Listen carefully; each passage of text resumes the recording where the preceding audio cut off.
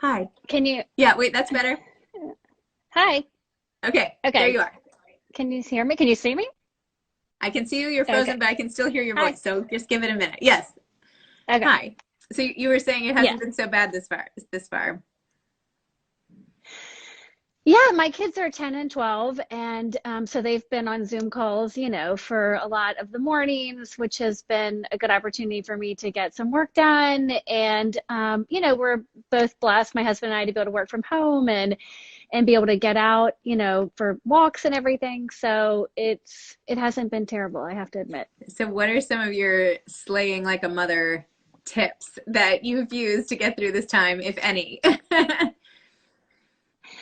Yeah, one of the things that I have often talked about is that more is a four-letter word for me. Like I'm not trying to do more, accomplish more, make more money, all the mores. And so one of my tips is to just avoid taking on more. This is the great pause, and it's a time to, reflect about what really matters. And I see so many mothers that are like, I'm redoing my basement. I'm redoing this. I'm going to learn French. I'm going to take on all these new tasks, and I have avoided that, and I think I've benefited from that mentally. It doesn't, I'm not, trying to do more than I'm already doing. Sometimes though, I feel like people need outlets for some of their restlessness and anxiety. So maybe the more doesn't stress them out, but it gives them some sort of purpose or direction. Whereas for other people, it can push them over the edge, right?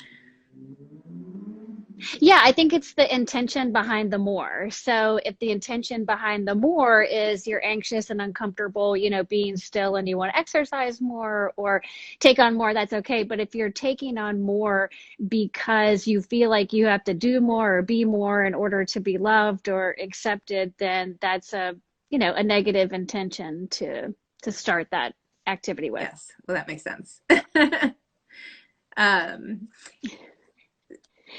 And you've been so great, Zibby, about, being honest. I think that's another slay is, even from your recent Instagram post, you're like, I'm struggling. This is hard. It's not okay. And I think that's another slay is to give voice to that, negativity that so many of us are feeling and anxiety and uncertainty of the future. And if we just keep that inside of us, it just is going to, eat us alive at the end of the it's day. true. No, the post you're referring to, I just last night I had this final straw situation happen in my own like personal life, not relate. Well, I mean, sort of related to everything, but I was just like, I've had enough. Like, I cannot do this. Like, I can't take it anymore. It's just like one thing after another. And, I really do try to be, not even try, I think I am by nature very positive, and I, always try to see the bright side of things. And I get up each day and I'm like, okay, what do I have to look forward to and whatever. But sometimes it's just like, you know what? I think I'm just going to like cry in an empty bathtub this morning because like I cannot, Yep. I cannot do Yep. it. And like the responsibility, and I don't know how you feel about your kids, but and then I feel like I don't even know why I bothered because all these research things just came out that kids are fine and that they can't even pass the disease from Yeah. one. So why am I so worried about protecting my kids? I don't know. I just like I have some evolutionary imperative that like all I've been thinking about is protecting them, and I don't know. It's probably a waste of my energy. Well, that it is. And that's one of the things that I write about in Slay Like a Mother, which is fearing the future. And it's something that women and mothers do at great lengths. And it's like, if my son, fails a science test, he's going to be in prison by the time he's 16, and that's what you're doing right now is kind of catastrophizing or fast forwarding to a doomsday future, which happens and we all do it and we all get caught up in it. But yeah, I find a lot of pain exists in fast forwarding to the future as opposed to try to change the past. Well, thank you for this little mini therapy session. Obviously, obviously, I needed it today. Oh my gosh. I got you, girl. I got you. Oh my gosh. But I feel like your book is so useful, especially for this time. And even like your website where you have all your different slays categorized and different pieces of advice. And you're just like an advice, like leadership factory here. Guiding, Oh, it's that's great. It's really fantastic. Aren't you glad that the book is Well, we are all going through it together, and so that's what we're trying to do is, collect slays from women that are slaying homeschooling or slaying anxiety or slaying divorce, whatever it is. And my hope is that in sharing both the book Slay Like a Mother, but also through our weekly newsletter, is that everybody realizes that you're not alone. And whatever you're struggling with or you're trying to slay right now, someone before you has slayed it. Someone has figured it out, and we don't have to start from scratch to solve, all of our problems. Well, that's good. And how is all of your mom complex work going in the current environment?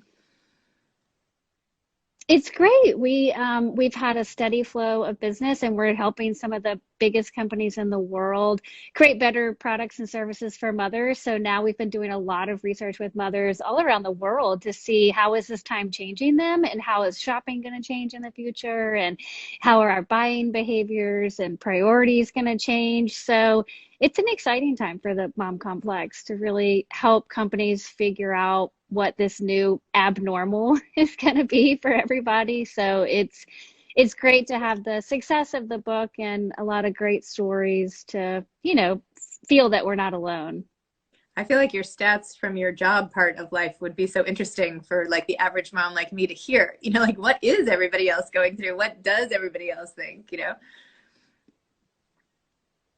Yeah, I think that's one of the things that's helped, heal me and helped me learn to love myself more, is because I do research moms all the time. And when I hear that they're struggling, and, and moms, just so you know, I mean, everybody's tired of cooking, everybody's tired of homeschool. I mean, moms have had it, up to here. So I think summer can't come soon enough, whether we're all going to be outside or not. At least the daily drag of school will be behind Yeah. us. It's not like we're going to do online camp. I mean, I know, Yeah, I'm not doing maybe. online camp. Although, yeah. But even there's like online like dance schools. Like I have friends that are like little ballerinas in their basement doing Zoom calls to learn ballet, which, that's another like silver lining in this, is all the driving that's not happening. So for ballet, you're not driving and dropping and sitting and waiting and just the whole routine that goes around that. It's like go in the basement, turn on Zoom, and come up when you're done. It's pretty I cool. completely agree with you. The lack of logistics and planning for the logistics and pickups and drop-offs, that has been a gift, because it gives you so much more time to do other things. And yeah, like you, I've been doing my girls do a hip hop class Thursdays at 5. It's called, what is it called? Something like Live Love Hip Hop or something. Anyway, it's so cute, and I can like pop. Oh, thanks, Kyle. Peace, Love, and Hip Hop with Angel Roberts. This is my husband, because he remembered what it was called. Anyway, and it's just so fun. So the girls and I can like, I can pop in and out, and they can dance and get a workout and have fun, and it's really nice because I would never Yeah. be in that class Yeah. otherwise. So Yeah, I know. That's so great. yeah, there are some silver linings. That's so great. Anyway, it was so nice to talk to Yeah, you there is. again. And so just be, thank you. I was just going to say real quick, just be careful not to give all that time away. That there's some time that we've been given back in this. So save some of it for Huh, yourself. okay. All right. I'm saving it for this, which is really something that I do for myself Yeah. that makes me feel good, but I also can help other people. So this is my self-care time, Yeah. I guess. Good. I love Anyway, it. well, it was so great to chat with you, and hopefully we can see each other in person again when we're all out of our homes and all the rest. So Yes.